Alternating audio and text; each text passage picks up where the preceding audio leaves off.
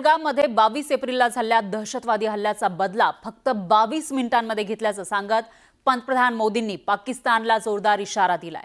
ज्यांनी आमच्या भगिनींचं कुंकू पुसलं त्यांना आम्ही संपवलं, हेच भारताचं रौद्र रूप आहे असंही मोदी म्हणाले। पाकिस्तानने पुन्हा भारतावर हल्ला करण्याचा प्रयत्न केला तर भारत आणखी कठोर कारवाई करेल असा इशाराच मोदींनी पुन्हा एकदा पाकिस्तानला दिला। 22 तारखेचा बदला 22 मिनिटात घेतला। हमने 22 मिनट में आतंकियों के 9 सबसे बड़े ठिकाने तबाह कर दिए। सिंदूर पुसणाऱ्यांना मातीत गाडलं। जो सिंदूर मिटाने निकले थे उन्हें मिट्टी में मिलाया है। पंतप्रधान मोदींचा दहशतवादावर प्रहार। मोदी का दिमाग ठंडा है, ठंडा रहता है,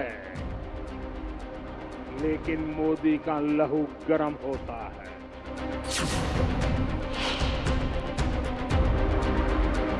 पहलगाममध्ये दहशतवाद्यांनी निष्पाप पर्यटकांच्या केलेल्या हत्येला महिना पूर्ण झाला।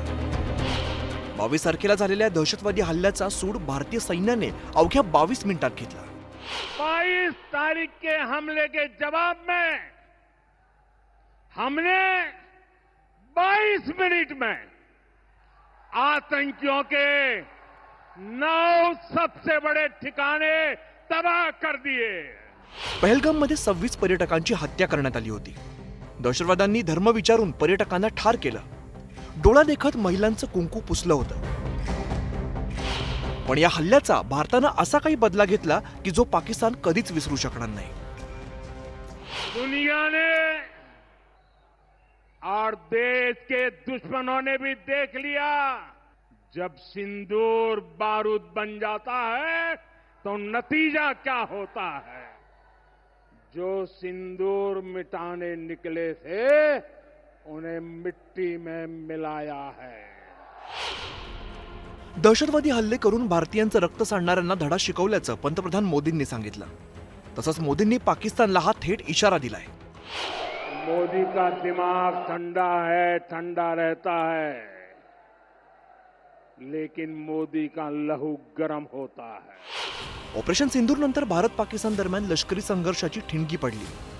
पाकिस्तानी सैन्याने भारतावर ड्रोन आणि मिसाईल्सचा हल्ल्याचा प्रयत्न केला, पण हा प्रयत्न भारतीय लष्कराच्या हवाई संरक्षण प्रणाली समोर फेल ठरला। जो अपने हथियारों पर घमंड करते थे आज वो मलबे के ढेर में दबे हुए हैं। या संघर्षात भारतीय सैन्याने पाकिस्तानी हवाई दलाची हवाच काढून घेतली होती।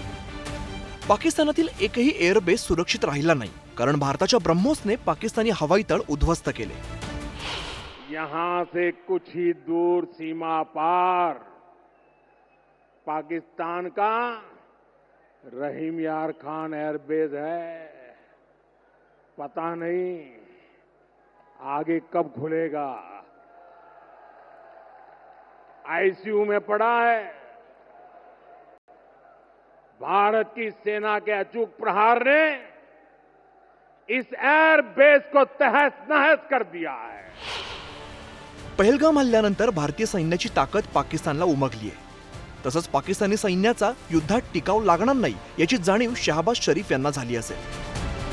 म्हणूनच भारताच्या माऱ्यानंतर पाकिस्तान गुडघ्यावरती आलं होतं। Bureau report, news 18 Lokmat.